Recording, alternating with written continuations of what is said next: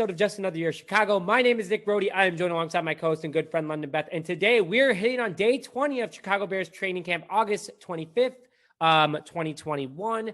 Today is Wednesday. Happy hump day, folks. But just to put it out there, the Bears had a light practice today. This is a very, very interesting podcast, though, because Matt Nagy had some very leaning either way comments in regards to his offense with the Chicago Bears. They also wanted to have a light practice day because they want to keep the team healthy to reduce the chances of injury, as they were hoping to have some of their tight ends back. Some people were starting to have tweaks and everything. So Matt Nagy said, hey, let's just have a light practice today. No pads, but let's run through the motions. But Matt Nagy thinks this is the year that the Chicago Bears become a top offense in the league. Stay tuned. We got a lot to dive into that. We have exact quotes from Matt Nagy. But before we begin, we'd like to thank our sponsor, Stupid Car Tray. Tired of your pizza topping sliding, office coffee distracting you while driving, grease and other stains getting on your seat, or you're just enjoying a game on the couch and don't want to lean over? Look no further than the Stupid Car Tray. Proudly USA made, Stupid Car Tray makes your passenger seat or couch a level surface for all transportation and couch potato needs. With accessories like the Stupid Seat Anchor, hand sanitizer bottle, or 100% silicone grip mat, your tray is the ultimate car organizer. With over 20 different color combinations, there's a Stupid Car Tray for everyone. Visit www.stupidcartray.com and use discount code J16 to get 16% off your entire order. Link in the description. Nick, I got a Stupid Car Tray and I'd recommend it to any one of our viewers. Everybody, make sure you go over and head over to their website and use our code in the description below, JAY16. Let's get into it and talk about what Matt Nagy had to say.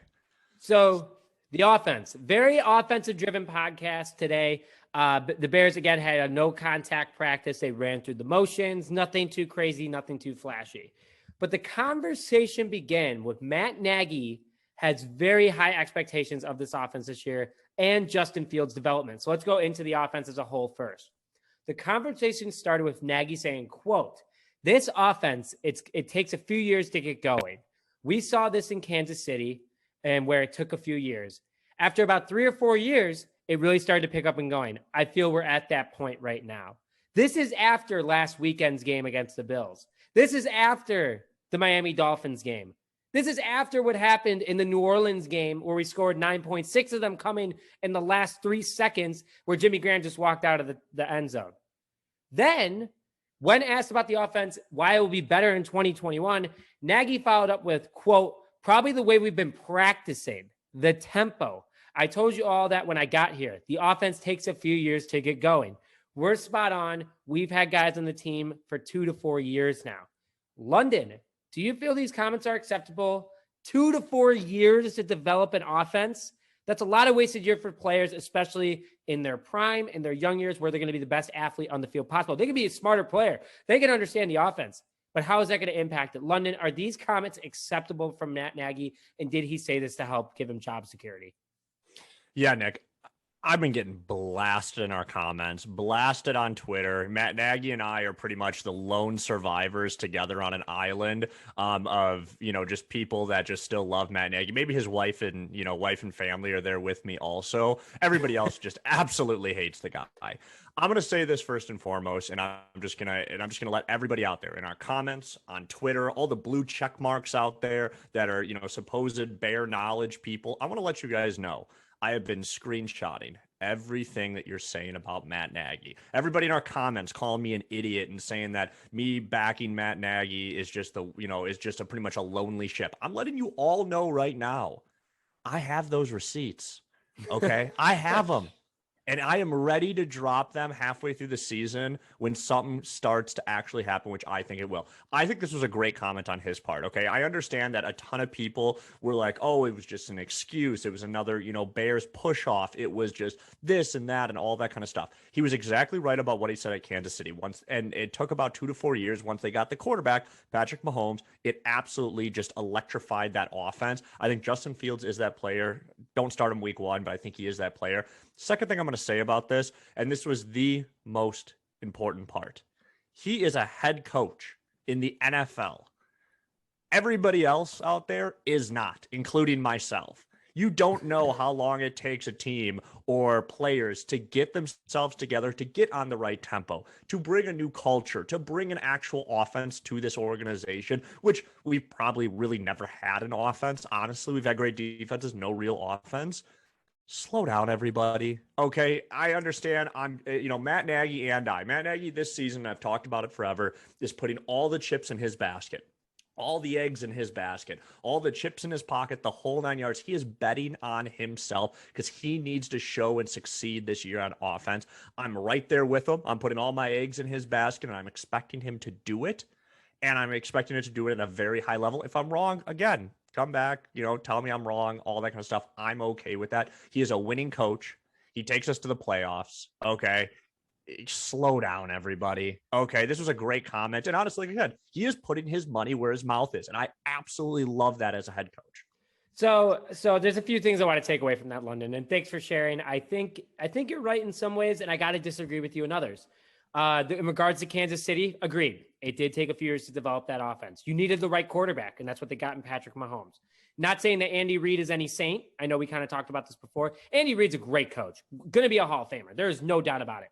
But, it takes more than just a head coach to win. And, Nagy and his squad have definitely gotten together. He started to get that Kansas City offense going when he got to Kansas City with Andy Reid. It takes a minute. Totally understand what you're saying. What I disagree with you is that halfway through the season is completely unacceptable for the offense to develop. He has had 3 full seasons to get this offensive going. His first year of the offense, apparently at its lowest development point, was better than any offense that he's put on the field in the last 2 years, which is extremely frustrating from a Bears fan's perspective. Again, you're a Nagy guy. I'm not a Nagy guy. I think Nagy's a great leader. I think he's got great speeches. I think he's great for social media. I think he's a bad head coach. It's completely unacceptable to the point that how long it has taken to get this offensive going, especially with Ryan Pace has given to Matt Nagy. And that's what I want to get across. He has given Matt Nagy everything in a bag of chips. Ryan Pace walked into an absolute hurricane of the Chicago Bears. Cap issues, bad players, bad juju in the front office. Overall, horrible. Ryan Pace has done what he can over time, and Ryan Pace has given Matt Nagy David Montgomery. He's given him Allen Robinson, Cole Kmet, Jimmy Graham, Darnell Mooney, a few other players in the past that he's given him. He's given him talent. He started to help build an offensive line. Matt Nagy, in that return, in my opinion, has failed. And it has taken too long to develop this team. He now has his quarterback. This is Matt Nagy's last life. He's like a cat. He's at least 5 lives. He's had all 9 lives. He's at number 8 right now. He is biting at the bit for the last one. I think that in regards to halfway through the season, if they're performing and people come back and you bring it up. Yeah, Nick, let me clarify that. When I meant by halfway through the season, is halfway through the season, they're going to be a top 10 offense in the NFL. Okay. So let me just clarify that. When I was saying that halfway through the season, he is going to have proved that he has brought this offense to the level he wants it to be at. And that's where I have all the receipts for everybody out there on Twitter. I got you guys. I got you. I've been tweeting at you. Stop saying this. I got you. London's going to let it. So we're probably going to have a podcast halfway through the season. Either it's going to be a roast London or it's going to be a London's just going to sit here and read the dates, the times, and the tweets that he went back. So he might eat his words. Other people might eat their words. But hang on, folks. That's the beauty of sports. That's just it. The negativity that I see on Twitter sometimes, man, it's a crazy place. The fact that Twitter's free is a beautiful thing. That's all I got to say to that. So overall, Matt Nagy, those comments are very, very out there, and he is putting himself all his chips, on the table in regards to those comments too, because he's saying we're at the point now. All right, well, you better prove it week 1 against the LA Rams, which is a very tough defense. You better prove it. He better prove it, or else London's going to be texting me, can we postpone tomorrow's podcast so things could chill out a little bit? So kind of going into also things that Matt Nagy said, the development stages of Justin Fields. So Matt Nagy has expressed comfort in Fields' huddle command and the grasp of the Bears offense at this stage. Again, part of his development plan. He never said anything about Mitch. He never said anything about Andy Dalton or Nick Foles getting the grasp of this. And Chase Daniels. I feel like we forget about Chase Daniels a lot, even though he was the greatest backup of all time. He wants to focus now that those stages of Justin Fields' development is over. excuse me. He wants to now focus on Fields learning to better understand reading defenses due to the speed of the NFL. I think that's what he should be doing. I would love to see, Justin Fields go out there, switch the play at the line. I feel like I never saw that with Mitch, and that drove me absolutely. He never changed the play. It was always up. That's the play. And that's because defenses would be like, okay, this is the sequence that he usually does. He usually runs his play at this point. That's why it was so predictable, because Mitch wasn't helping Nagy, but also Nagy might not have had the confidence in Mitch to switch the play at the line. So London, I'm not sure how you feel about how I feel about this comment. I'm not sure how about you feel about this comment. Never seemed to change the play at the line. Kind of already hit on that. Is he saying that Fields is going to have permission to switch plays at the line? Because he already kind of hit on it with Andy Dalton, that Andy Dalton has the ability to do that. He said that a couple months ago, right when the Bears signed him back in March. But is that him saying Fields is going to have permission to do stuff like that potentially this Saturday against the Tennessee Titans? Yeah, Nick, 2 quick points on this. I know that a few weeks back they were talking about at the beginning of the training camp, right before it started, that Fields had already learned the entire playbook front to back and was starting to be able to picture plays in his head. So they were going to continue to start to progress him, just running the plays, all that kind of stuff. I did read an article today by Eric L. Or something. I don't know his name exactly. And he's out there, and I think he does Bear Down or something like that. It was a really good article, and it talked about that Justin Fields isn't ready for week 1. Okay. And the reason why is because he hasn't been able to really start to understand pre-snap reads on from defenses and be able to adjust accordingly. That was not something that he did at Ohio State. Ohio State was, they call the play, they brought it in, they have Justin Fields make a play. Okay. That's how honestly almost 90% of all college quarterbacks are. And it's the ones that when you go to the next level that you are able to learn quickly pre-snap adjustments against defenses where these guys are grown ass men. All right. And they're the best football athletes in the entire world.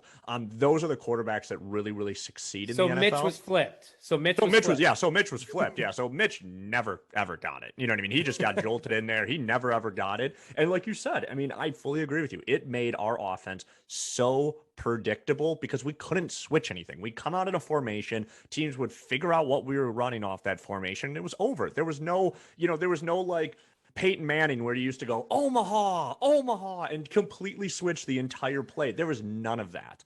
Right. If Justin Fields gets to that level, which I'm expecting him to, in a couple months or so, hopefully in a month or two, that is when he will be ready to take over for Andy Dalton and start. But I agree. I mean, I think he's doing a great job commanding the huddle, getting the plays in, grasping the offense. He just isn't there in regards to, pre-snap reads and then audibling for the offense. And that's something that's so important in the NFL. Yeah. I think that's also what Nagy means in the development stages is that if I can have a quarterback that can read the defense, way more developed than Trubisky was at this point. I just want to lay that out there. That's just being honest. That's not even taking a shot like that. No, it's nothing to do with Mitch. I'm just saying Justin Fields is light years ahead of what he is. He's just not ready yet, but he's light years ahead of him. He's almost there, folks. I mean, I know a lot of people are just like, come on, just do it. I already bought the jersey. Well, the jersey's going to be relevant for the next 4 years because he has a contract with the Bears for the next 4 years. One more quick thing on the offense. The tight end room seems to be fully recovered from their injuries. Cole Kmet, Jesper Holstedt, and Scooter Harrington were all ready to go today. Excuse me. If the Bears were to have practice in full pads again, they'll be doing that tomorrow. We will have a podcast on that. Hopefully some new news and hopefully maybe some Justin Fields news on him being able to read the defense. Quick defensive. Very hype from Jalen Johnson. A lot of hype around him because he said this quote, and I quote, personally, I wouldn't say last year was a success for me. It wasn't a bad year, but it wasn't what I wanted. I'm going to go out there and compete. I'm going to fight, and I'm going to be better. Jalen Johnson, this is the attitude that we need from our new quarterback corner, considering the fact that Kyle Fuller is now gone on the Denver Broncos. London, did you ever feel that way about Kyle Fuller in regards to wanting that progression that young in his career? I know he wanted it later, but when he was younger, was Fuller already talking like he's a 5-year veteran? Kyle was never a vocal guy. He was pretty quiet. He was good. Never that. Yeah, he was really good. Don't get me wrong. And I love Kyle Fuller, and I hope that he continues to succeed just like Bryce Callahan with Vic Fangio over there in Denver, because Denver's now like the Bears 2.0 from 2018.